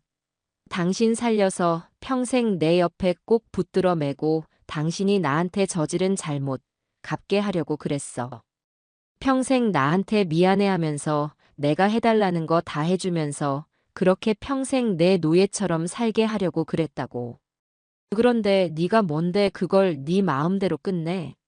네가 뭔데 내 복수를 망쳐? 세아의 입에서 터져나온 거친 말들은 사랑 고백보다 더 절절하게 제 심장을 울렸습니다. 고준서, 잘 들어. 당신이 여기서 포기하면 내가 당신을 위해 했던 모든 건 그냥 내 몸만 상하게 한 세상에서 가장 어리석은 짓이 되는 거야. 내 희생을, 내 사랑을 그런 하찮고 보잘것없는 걸로 만들지 마. 세아는 금방이라도 쓰러질 것처럼 가쁜 숨을 몰아쉬며 마지막 힘을 다해 절규했습니다. 살아. 살아서 나한테 빚 갚아. 평생 나한테 발목 잡혀서 지긋지긋하게 갚으면서 살란 말이야. 세아의 처절한 절규는 죽어가던 준서의 심장을 다시 뛰게 하는 강력한 기폭제가 되었습니다. 아들은 멍하니 세아를 바라보다가 이내 어린아이처럼 잘못했어. 내가 다 잘못했어. 세아야라며 오열하기 시작했어요. 세아는 그 모습을 끝까지 지켜보다 마침내 모든 기력이 다했는지 그 자리에 휘청이며 쓰러지려 했습니다. 제가 놀라 달려가 세아를 부축하는 그 순간 저는 깨달았습니다. 가장 깊은 절망의 바닥에서 가장 연약해 보였던 내 며느리가 우리 모두를 구원할 가장 강인한 희망의 불씨를 지펴 올렸다는 것을요. 그것은 꺼져가던 생명의 불씨를 되살리는 주문이었고 엉망으로 뒤엉켜버린 우리 가족의 운명을 바로잡는 거대한 망치였습니다. 아들 준서는 그날 이후 완전히 다른 사람이 되었어요. 더 이상 죽음을 입에 담지 않았고 묵묵히 의사의 지시에 따라 모든 치료를 받았습니다. 그의 눈에는 더 이상 공허한 절망 대신 아내에 대한 끝없는 미안함과 어떻게든 살아남아야겠다는 단단한 결의가 자리 잡고 있었죠. 더욱 놀라운 일은 세아의 몸에서 일어났습니다. 마치 준서의 삶의 의지의 동기화라도 된 듯 세아의 몸도 거짓말처럼 빠르게 회복되기 시작했어요. 며칠간 강력한 항생제 치료를 받은 결과 하늘 높은 줄 모르고 치솟았던 혈액의 염증 수치가 기적처럼 정상 범위로 돌아온 겁니다. 담당 교수는 의학적으로 설명하기 힘든 일이라며 두 분의 정신력이 서로에게 영향을 미친 것 같다고 혀를 내둘렀죠.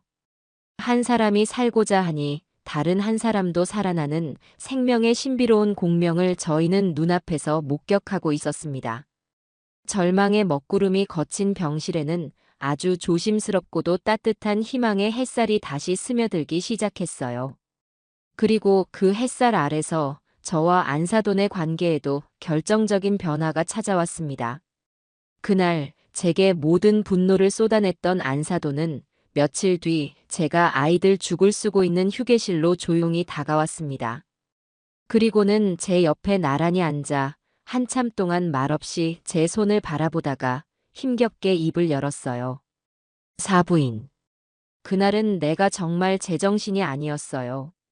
아무리 속이 상해도 사람 뺨을 때리고 그런 막말을 하면 안 되는 거였는데 내 평생 사람한테 그렇게 못되게 굴어본 건 처음이었소.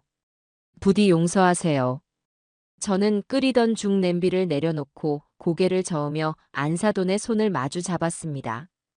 그 손은 평생 고생한 흔적으로 거칠었지만 세상에서 가장 따뜻한 손이었어요. 아닙니다, 사부인. 100번, 1000번을 더 맞았어도 저는 할 말이 없는 사람입니다. 오히려 그때 저를 때려주셔서 제정신을 차리게 해주셔서 제가 더 감사합니다. 제가 그동안 얼마나 큰 죄를 짓고 살았는지 사부인 덕분에 제 머리가 아니라 제 몸으로 깨닫게 되었습니다. 사부인. 그리고 저를 용서하지 마세요.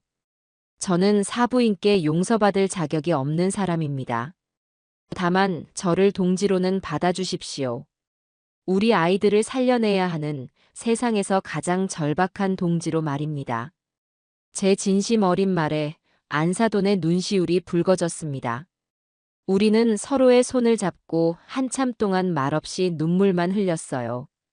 그것은 저희 두 사람이 나눈 진정한 의미의 화해였습니다. 더 이상 갑과 을의 관계인 시어머니와 안사돈이 아닌 자식들의 생명을 구해야 한다는 비장한 공동의 목표를 가진 하나의 동지로서 나누는 눈물이었습니다. 우리라도 정신 바짝 차려야지 애들 보기에 부끄럽지 않게. 안사돈의 그 한마디에 저희의 연대는 비로소 그 어떤 폭풍에도 흔들리지 않을 만큼 단단해졌습니다. 두 번째 수술 날짜가 잡히기 며칠 전 생각지도 못했던 사람이 다시 병실을 찾아왔습니다. 바로 제 동생 수진이었어요. 수진은 이전의 화려하고 오만한 모습과는 달리 화장기 하나 없는 수수한 얼굴로 병실 문 앞에 머뭇거리며 서 있었습니다. 그 손에는 값비싼 과일 바구니 대신 따뜻한 김이 나는 커다란 보온 죽통이 들려 있었죠. 수진은 저희 앞에 죽통을 아주 어색하게 내려놓으며 우물쭈물 입을 열었습니다. 언니도 그리고 사부인도 기운 내셔야지. 이건 내가 어젯밤에 시장 가서 제일 좋은 전복으로 사다가 밤새 직접 쑤어온 전복죽이야. 그리고는 제 곁에 다가와 모기만 한 목소리로 속삭였어요. 언니, 내가 지난번에 와서 정말 못할 말을 했어. 내가 생각이 짧았어. 미안해. 그것은 거창하거나 극적인 사과는 아니었지만 동생의 진심이 담긴 서툴지만 따뜻한 화해의 손길이었습니다. 저는 그저 말없이 동생의 어깨를 두드려주며 동생의 사과를 받아들였습니다. 제 가족의 일그러졌던 마지막 조각이 제자리를 찾아가는 순간이었어요. 마침내 운명의 두 번째 수술 날짜가 잡혔습니다. 다시 찾아온 수술 당일 아침, 우리는 이전과는 완전히 다른 분위기 속에서 그 시간을 맞이했습니다. 불안과 공포 대신 차분하고 단단한 결의가 병실을 감싸고 있었죠. 준서와 세아는 수술실로 들어가는 이동 침대에 나란히 누워 서로를 보며 이전보다 훨씬 더 편안하고 깊은 미소를 지어 보였습니다. 그 미소는 잘하고 오겠다는, 살아서 반드시 다시 만나자는 흔들림 없는 약속이었습니다. 준서야, 세아야. 사랑한다. 내 아들, 내 딸. 정말 사랑한다. 제 입에서 제가 평생 단 한 번도 제 자식에게 직접 해본 적 없는 그 말이 너무나도 자연스럽게 흘러나왔습니다. 두 아이의 눈이 동그래졌다가 이내 행복한 눈물로 그렁거렸어요. 수술실 문이 닫히고 길고 긴 기다림의 시간이 다시 시작되었습니다. 저와 안사돈, 그리고 동생 수진까지. 우리 세 여자는 수술실 앞 복도 의자에 나란히 앉아 서로의 손을 꼭 잡고 시간을 보냈습니다. 이번에는 초조한 침묵 대신 서로의 체온을 나누며 묵묵히 기도하는 시간이었습니다. 저는 지난 세월을 떠올렸습니다. 아들을 향한 저의 맹목적인 사랑과 집착, 며느리를 향한 저의 잔인했던 말과 행동들. 그 모든 과오들이 파노라마처럼 스쳐 지나갔어요. 저는 눈을 감고 간절히 기도했습니다. 제 모든 것을 다 가져가셔도 좋으니 제발 저 아이들의 생명만은 거두어 가지 말아 달라고요. 시간은 더디게, 정말 더디게 흘러갔습니다. 1분이 1시간처럼, 1시간이 꼬박 하루처럼 느껴지는 영겁과도 같은 시간이었습니다. 얼마나 지났을까요? 수술실 문 위에 수술 중이라는 붉은 램프가 꺼지고 마침내 굳게 닫혔던 문이 열렸습니다. 담당 교수가 피곤하지만 환한 얼굴로 저희에게 다가왔어요. 제 심장이 멎는 것 같았습니다. 세상의 모든 소리가 사라지고 오직 교수의 입모양에만 모든 신경이 집중되었어요. 수술, 대성공입니다. 그 한마디에 우리 세 사람은 서로를 부둥켜 안고 목 놓아 울음을 터뜨렸습니다. 감사합니다. 정말 감사합니다, 교수님. 감사하다는 말 외에는 아무 말도 할 수 없었어요. 안도와 기쁨, 그동안 억눌러왔던 모든 감정이 한꺼번에 터져나와 뜨거운 눈물이 되어 흘러내렸습니다. 두 분 모두 경과는 아주 좋습니다. 기증자인 이세아님은 회복실로 옮겨졌고 한두 시간 후에 병실로 올라올 겁니다.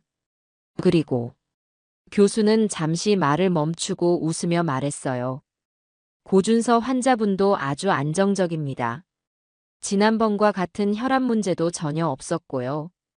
두 분 다 아주 강한 분들입니다. 이제 걱정 마시고 편히 기다리시면 됩니다. 의사의 말은 완벽한 해피엔딩을 알리는 축포와도 같았습니다. 우리의 길고 길었던 전쟁이 마침내 완전한 승리로 끝이 난 겁니다. 저와 안사도는 서로의 얼굴을 보며 눈물과 콧물로 범벅이 된 얼굴로 세상에서 가장 행복한 미소를 지었습니다.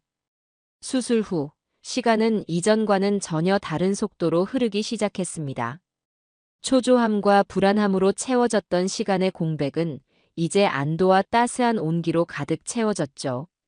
중환자실을 거칠 필요도 없이 일반 병실로 돌아온 준서와 그 옆 병실에 나란히 누운 세아. 두 아이는 하루가 다르게 건강을 되찾아갔습니다. 그 회복의 과정은 마치 오랜 가뭄 끝에 단비가 내려 메말랐던 땅이 서서히 생명을 되찾아가는 기적의 과정과도 같았어요. 저는 매일 아침 동이 트기 무섭게 집을 나섰습니다. 시장에 들러 가장 신선한 식재료를 사고 집으로 돌아와 두 아이가 먹을 건강식을 정성껏 만들었어요. 안사돈, 아니 이제는 제가 언니라고 부르는 사부인은 병원에 상주하며 아이들의 수발을 들었죠. 저희 두 사람은 완벽한 한 팀이었습니다. 제가 음식을 만들어 병원에 가져가면 언니는 그 음식을 아이들에게 먹이고 저는 그 사이에 아이들의 빨랫감을 챙겨 집으로 돌아왔습니다. 저희는 서로 눈빛만 봐도 무엇이 필요한지 알 수 있는 친자매보다 더 끈끈한 사이가 되었어요. 그 과정에서 저는 제가 평생 느껴보지 못했던 종류의 행복을 느꼈습니다. 그것은 값비싼 옷이나 보석을 가졌을 때의 만족감과는 전혀 다른 누군가를 위해 온전히 헌신하고 사랑을 베풀 때만이 느낄 수 있는 충만한 기쁨이었습니다. 아이들이 어느 정도 기력을 회복했을 무렵, 드디어 두 사람이 서로를 마주하는 날이 찾아왔습니다. 휠체어에 앉는 것이 아직은 힘든 세아를 위해 저는 병원에 특별히 부탁해 이동식 침대를 빌렸어요. 그리고는 세아를 침대에 눕힌 채 조심스럽게 준서의 병실로 향했습니다. 병실 문이 열리고 이동식 침대에 누운 세아가 들어서는 순간 창가 침대에 기대 앉아 있던 준서의 눈이 커졌습니다. 두 아이의 시선이 허공에서 마주쳤어요. 그 순간 병실의 모든 시간이 멈춘 듯 했습니다. 그 어떤 화려한 언어도 극적인 행동도 없었어요. 두 사람은 그저 서로를 바라보며 소리 없이 눈물만 주르륵 흘렸습니다. 그 눈물 속에는 미안해, 고마워, 사랑해 라는 세상의 모든 언어가 담겨 있었습니다. 생사의 경계를 넘어 함께 돌아온 연인만이 나눌 수 있는 깊고 성스러운 교감이었죠. 저는 그 눈부신 재회의 순간을 감히 방해할 수 없어 병실 문 밖에서 안사돈 언니와 부둥켜 안은 채 조용히 눈물을 훔쳤습니다. 마침내 두 아이가 퇴원하던 날, 우리 집은 정말 오랜만에 진짜 사람 사는 집의 온기로 가득 찼습니다.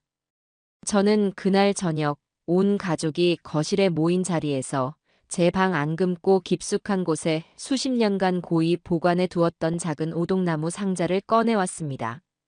세아야, 준서야. 그리고 언니. 잠시 내 말 좀 들어줘.